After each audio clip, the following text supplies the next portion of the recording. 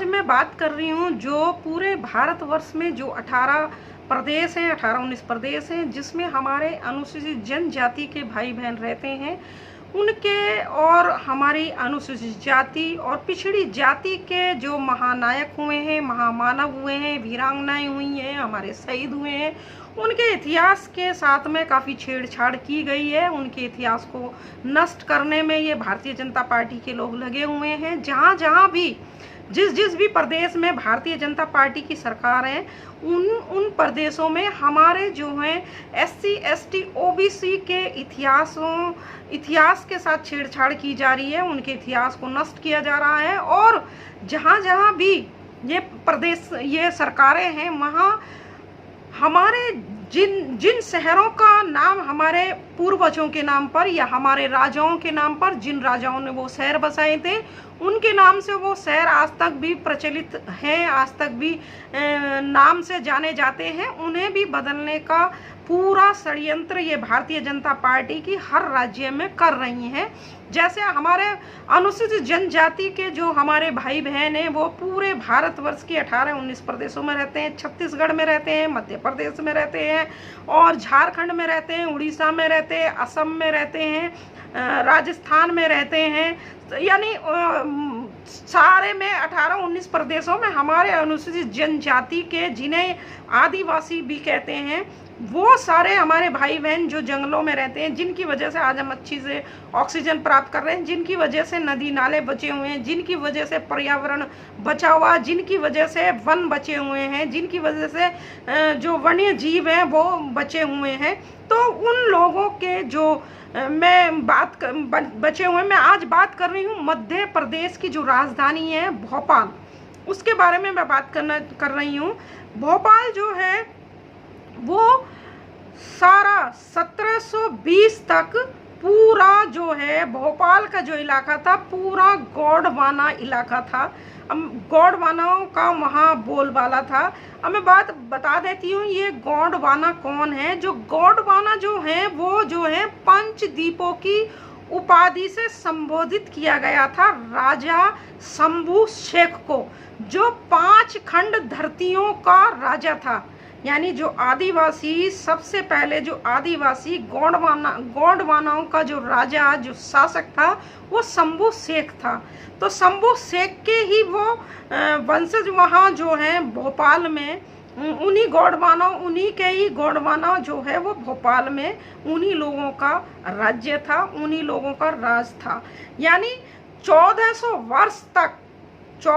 वर्ष तक भोपाल में जो है गोंडवाना राजाओं का राज था।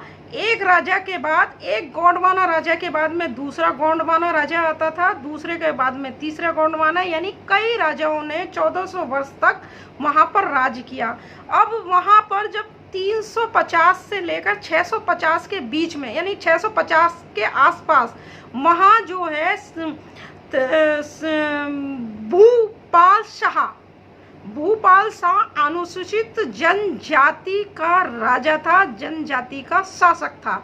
वहाँ उन्होंने 60-70 लोगों की वो बस्ती को बसाया था। यानी उनकी बस्ती में जो थे वो 60-70 लोग थे और चारों तरफ जंगल था, चारों तरफ पूरी तरफ नदी नाले थे, पूरा पहाड़ था, यानी घने जंगल थे, घने जंगलों में वन्य प्राणी थे, सब थे। यानी 60-70 वहाँ परिवार थे, यानी बस्ती थी उन 60-70 परिवारों की। उस बस्ती का जो शासक था, उस बस्ती का जो राजा था, वो भूपाल शाह था। इसलिए वहाँ बस्ती के लोगों ने आपस में बातचीत करके उस बस्ती का नाम भूपाल रख दिया। अब उन्हीं गोंडवानाओं का राज चलता आया। सबसे आखिरी जो था वहाँ गोंडवाना राजा जो था, वो 1730 में निज़ाम शाह का उनका राज रहा। निज़ाम शाह की जो पत्नी थी, उनका नाम कमलावती था। वो कमलावती काफ़ी रूपवान थी, काफ़ी सुशील थी, काफ़ी सुंदर थी। और उस निज़ाम शाह का जो भतीजा शहंशाह जो था उनका भतीजा वो काफ़ी बदचलन किस्म का व्यक्ति था, काफ़ी कठोर स्वभाव का व्यक्ति था, काफ़ी लालची किस्म का व्यक्ति था। तो उसके दिमाग में हमेशा ये रहता था कि मैं निजाम शाह का कत्ल कर कर इसका मैं राजा बन जाऊं। और वो जो उनकी जो पत्नी कमलावती जो थी वो काफ़ी रूपवान, तो उनके रूप से भी वो काफ़ी प्रभावित था, तो वो उसको भी अपनी रानी बनाना चाहता था। इसलिए उसने छल पूर्वक कपट पूर्वक अपने चाचा का निजाम शाह का 1730 में कत्ल कर दिया। और कत्ल करने के बाद में वो कमलावती के पास गया, कमलावती से उसने सारी कहानी बताई। कमलावती ने उन सारी चीज़ों के लिए इनकार कर दिया, कह दिया कि तुम मेरे भतीजे हो। और उसने फिर उस चीज़ों को इनकार करने के बाद में उसके साथ में काफ़ी शोर शराबा सारी चीज़ें करी। लेकिन फिर कमलावती ने इस सारी घटना को, जो मंगलपुर का एक काफ़ी बहादुर व्यक्ति जो उसका नाम था दोस्त मोहम्मद खां, उससे उन्होंने मदद मांगी और एक खत लिखा। उन्होंने लिखा कि भाई मैं ऐसे मेरे साथ में ऐसे घटना कर दी गई है, मुझे सुरक्षा प्रदान की जाए ताकि मैं अपने जो बाकी बचा हुआ जीवन है उसे चैन पूर्वक अपना जीवन को बिता सकूं। तो दोस्त मोहम्मद खां ने वो पत्र पढ़ा और वो अपनी बहन की रक्षा, कमलावती की रक्षा करने के लिए वो वहाँ पर उस बस्ती में आया। तो उसने जो निजाम शाह का जो राज था उसमें वो आया, उसने आकर उसको चैन शाह का उससे झगड़ा हुआ। झगड़ा होने के बाद में उसका कत्ल हो गया, चैन शाह को उसने कत्ल के मौत के घाट उतार दिया। अब कमलावती ने उसे खुश होकर, प्रसन्न होकर अपनी सुरक्षा को मुहैया कराकर तो उसने उसको भोपाल को जो है उसे गिफ्ट के तौर पर उसके तौर पर खुश होकर एक उपहार के रूप में ये भोपाल जो शहर था, जो बस्ती थी, वो दे दिया। अब सबसे पहला उस भोपाल का जो है निज़ाम जो था वो दोस्त मोहम्मद खां बना। दोस्त मोहम्मद खां निज़ाम की जो बीवी थी उनका नाम फतेह बीवी था। वैसे तो वो हिंदू थी, फतेह बाई, लेकिन वो क्योंकि उन्होंने उससे शादी कर ली तो उनका नाम फतेह बीवी। तो वो सबसे पहले जब उस भोपाल का जो निज़ाम बना तो उसने वहाँ काफ़ी किले वगैरह बनाए जो अपनी बीवी के नाम से बनाया, फतेह महल वगैरह सारे बनाए।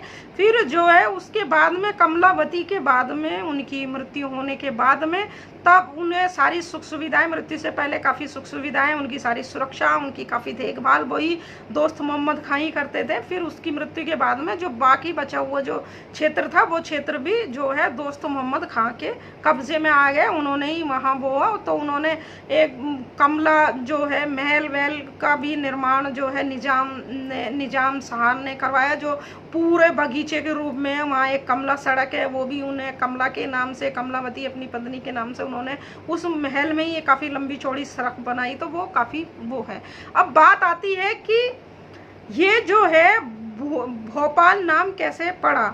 उसी बस्ती के लोगों ने उसका नाम भोपाल रख दिया था। जब अंग्रेज इस भारतवर्ष में जब अंग्रेज आए और अंग्रेज जब मध्य प्रदेश में पहुंचे तो मध्य प्रदेश में उन्होंने अपने दस्तावेजों में गलती से इस भोपाल नाम को भोपाल का नाम रख दिया। इसकी इंग्लिश स्पेलिंग मिस्टेक कर दी, भोपाल न रख के भोपाल लिख दिया।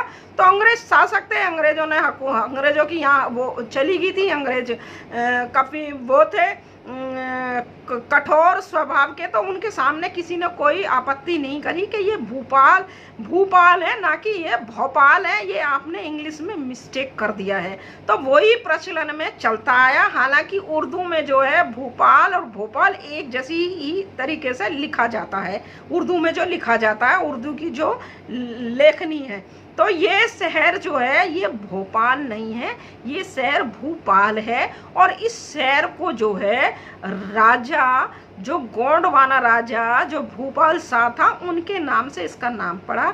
जो लोग राजा भोज के लिए कहते हैं कि राजा भोज ने इस शहर को बसाया, तो वो बिल्कुल गलत है।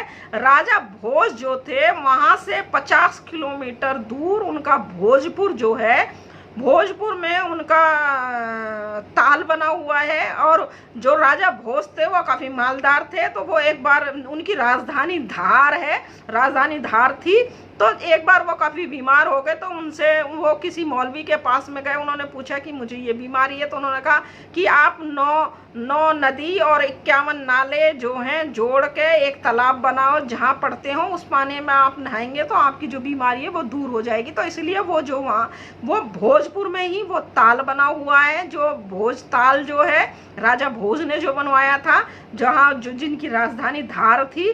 तो इस भोपाल में जो है कहीं भी राजा भोज का कहीं दूर से भी कोई लेना देना नहीं है।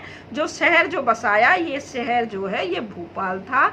ये आदिवासी जो राजा थे उनके नाम से ये भोपाल नाम पड़ा।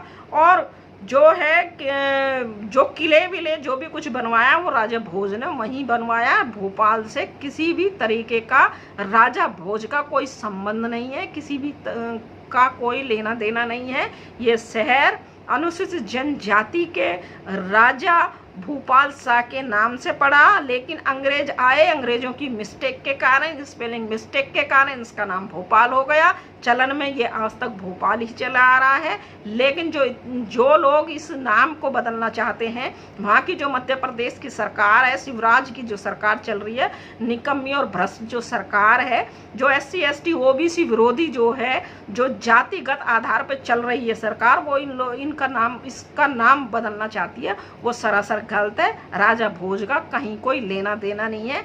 मेरा सभी लोगों से, जो मेरे SC ST OBC हैं, मेरे जो अनुसूचित जाति जनजाति और मेरी पिछड़ी जाति के जो भाई बहन हैं, मैं आपसे कहना चाहती हूँ कि आप अपने इतिहास के बारे में ज़्यादा से ज़्यादा लोगों को बताएं, पढ़कर समझाएं। और कहीं भी हमारे इतिहास के साथ या हमारे राजाओं ने जो शहर बसाए, जिनके नाम से शहर बसे हुए हैं, उन नामों का अगर ये बदलते हैं तो उसका हमें मुंह तोड़ जवाब देना, हमें तैयार रहना है। हमें अपने इतिहास को पढ़ना है और अपने इतिहास को पढ़कर इन लोगों के मुंह पर, जो मनुवादी लोग हैं, जो पाखंडवादी लोग हैं, जो ब्राह्मणवादी लोग हैं, जो मुट्ठी भर लोग हैं, जो जातिगत द्वेष रखते हैं, जिन लोगों ने हमें शूद्र बनाया, जिन लोगों ने हमारे पूर्वजों के साथ में घोर अत्याचार किया, उन लोगों के मुंह पर तमाचा मारने के लिए आप सब मेरे भाई बहन तैयार रहें।